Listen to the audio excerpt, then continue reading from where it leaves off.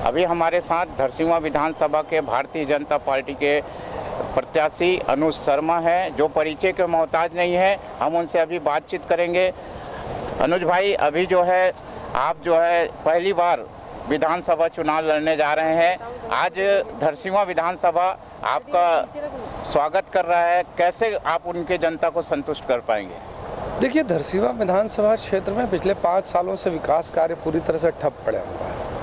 वहाँ सड़क की समस्या हो या बेरोजगारी की समस्या हो या शराब को लेकर बहुत बड़ी समस्या है, ऐसे ढेर सारी समस्याएं हैं। हर गांव में विकास के कार्य इंतज़ार कर रहे हैं कि सही प्रतिनिधित्व मिले और विकास के कार्य को गति मिले।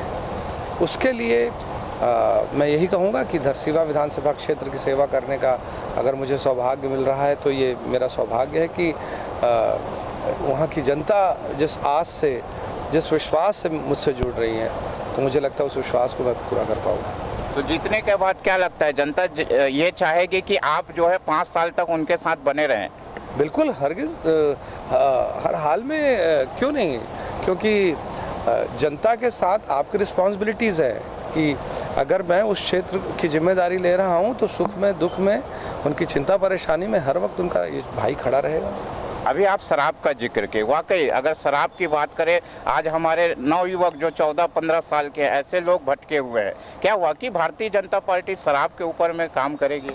क्यों नहीं करेगी, और हमने काम किया भी था। शराब दुकानों की संख्या में कमी की थी हम लोगों ने, और काफ़ी हमने एक चरणबद्ध तरीके से समाप्त करना शुरू किया। इस सरकार ने तो होम डिलीवरी शुरू करा दी।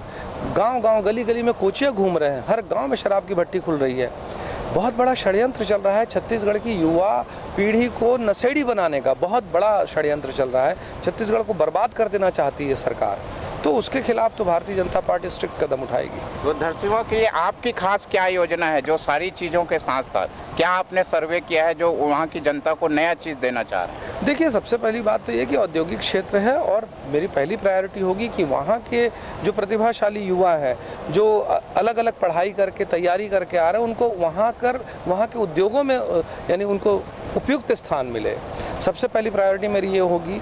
पोल्यूशन एक बहुत बड़ी समस्या उस क्षेत्र में, उस पर मैं काम करना चाहूँगा, और जो विकास कार्य ठप पड़े हुए हैं उस पर काम करना है, क्योंकि 5 सालों में क्षेत्र पिछड़ने लग गया है, सड़कों की दुर्दशा हो गई है। तो इन सब चीज़ों पे काम करना पड़ेगा, और हर गांव का स्पेसिफिक मुद्दा भी है, उस पर भी हमें बैठ के काम करना है। मोदी जी ने गरीबों के लिए मकान दिया, आवास दिया, 10,000 करोड़ वापस हो गए इस सरकार में, क्या देखते हैं? देखिए, इस सरकार ने गरीबों का हक मारा है।